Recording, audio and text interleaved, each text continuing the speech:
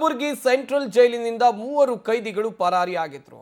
ಈ ಮೂವರಲ್ಲಿ ಒಬ್ಬನನ್ನ ಸೆರೆ ಹಿಡಿಯಲಾಗಿದೆ. ಕಲಬುರಗಿಯಲ್ಲಿ ಬೆಳ್ಳಂಬೆಳಗ್ಗೆ ಪೊಲೀಸರ ಗುಂಡಿನ ಸದ್ದು ಕೇಳಿ ಬಂದಿದೆ.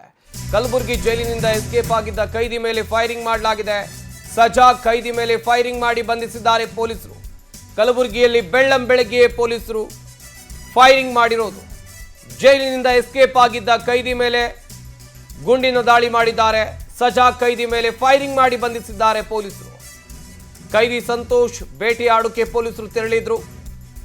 ಈ ಸಂದರ್ಭದಲ್ಲಿ ಪೊಲೀಸರ ಮೇಲೆಗೆ ಸಂತೋಷ್ ಹಲ್ಲೆ ಮಾಡೋಕೆ ಯತ್ನಿಸಿ ಪರಾರಿಯಾಗೋಕೆ ಪ್ರಯತ್ನ ಮಾಡಿದ್ದ. ಆತ್ಮರಕ್ಷಣೆಗಾಗಿ ಕೈದಿ ಕಾಲಿಗೆ ಪೊಲೀಸರು ಗುಂಡೇಟು ಕೊಟ್ಟಿದ್ದಾರೆ. ಘಟನೆಯಲ್ಲಿ ಇಬ್ಬರು ಪೊಲೀಸ್ ಕಾನ್ಸ್ಟೇಬಲ್ಗೆ ಗಾಯ ಆಗಿದೆ ಎನ್ನುವ ಮಾಹಿತಿ ಇದೆ. ಕಾನ್ಸ್ಟೇಬಲ್ಸ್ ಕಲ್ಯಾಣ್ ಮತ್ತು ಪ್ರಕಾಶ್ ಮೇಲೆ ಸಂತೋಷ್ ಹಲ್ಲೆಗೆ ಯತ್ನಿಸಿದ್ದ. ಕೈದಿ ಸಂತೋಷ್ ಮತ್ತು ಪೊಲೀಸ್ ಸಿಬ್ಬಂದಿಗೆ ಆಸ್ಪತ್ರೆಯಲ್ಲಿ ಚಿಕಿತ್ಸೆಯನ್ನ ಕೊಡಿಸಲಾಗ್ತಾ ಇದೆ. ಕಲಬುರಗಿಯ ಸೆಂಟ್ರಲ್ ಜೈಲ್ ಇಲ್ಲಿಂದ 3 ಕೈದಿಗಳು ರಾತ್ರೋರಾತ್ರಿ ಪರಾರಿಯಾಗ್ಬಿಟ್ಟಿದ್ರು. ಜೈಲಿನ ಕಾಂಪೌಂಡ್ ಹಾರಿ ಗೃಹ ಸಚಿವರ ತವರಿನಲ್ಲೇ ನಡೆದಂಥ ಕೇಸಿದು. ಸದ್ಯ ಪ್ರಕರಣದ ತನಿಖೆಯನ್ನು ನಡೆಸ್ತಾ ಇರುವಂಥ ಕಲಬುರಗಿಯ ಪೊಲೀಸರು ಇದರಲ್ಲಿ ಓರ್ವ ಆರೋಪಿಯನ್ನ ಅರೆಸ್ಟ್ ಮಾಡಿದ್ದಾರೆ. ಅದು ಕೂಡ ಗುಂಡೇಟು ಕೊಟ್ಟು ಎನ್ನುವಂಥ ಮಾಹಿತಿ ಇದೆ.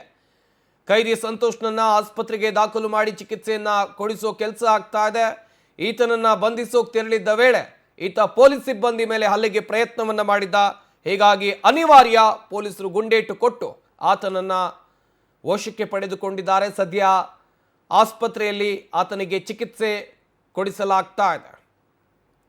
ಒಂದು ಕಡೆಯಲ್ಲಿ ಗಾಯಗೊಂಡಿರುವ ಪೊಲೀಸ್ ಸಿಬ್ಬಂದಿಗೂ ಕೂಡ ಆಸ್ಪತ್ರೆಯಲ್ಲಿ ಚಿಕಿತ್ಸೆಯನ್ನು ಕೊಡಿಸಲಾಗ್ತಾ ಇದೆ. ಕಾನ್ಸ್ಟೇಬಲ್ಸ್ ಕಲ್ಯಾಣ್ ಮತ್ತು ಪ್ರಕಾಶ್ ಮೇಲೆ ಈತ ಹಲ್ಲೆಗೆ ಯತ್ನ ಮಾಡಿದ್ದ. ಕೈದಿ ಸಂತೋಷ್ ಹಲ್ಲೆಗೆ ಯತ್ನ ಮಾಡಿದ್ದ ಎನ್ನುವ ಮಾಹಿತಿ ಕೂಡ ಸಿಕ್ಕಿದೆ.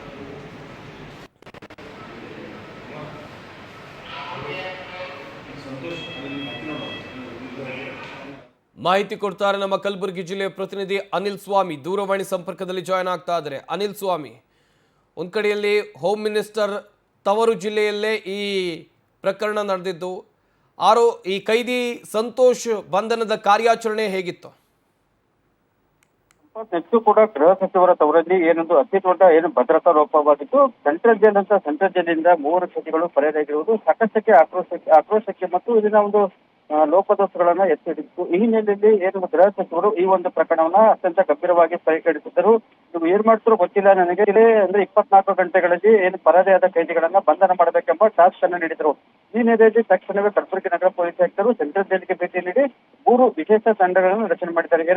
ಸಾಗರ್, ಮಸ್ತಾನ್ ಮತ್ತು ಸಂತೋಷ್ ಎಂಬ ಕೈದಿಗಳು ಪರಾರಿಯಾಗಿದ್ದರು. ಅವರ ಬಂಧನಕ್ಕೆ 3 ವಿಶೇಷ ತಂಡಗಳನ್ನ ರಚಿಸಲಾಗಿತ್ತು. ಈ ಹಿನ್ನೆಲೆಯಲ್ಲಿ ಒಂದು ತಂಡ ಬೀದರ್ ಜಿಲ್ಲೆ ಹುಮನಾಬಾದ್ ರಾಷ್ಟ್ರೀಯ ಹೆದ್ದಾರಿಯಲ್ಲಿ ಒಂದು ತಪಾಸಣೆ ನಡೆಸುತ್ತಿದ್ದು.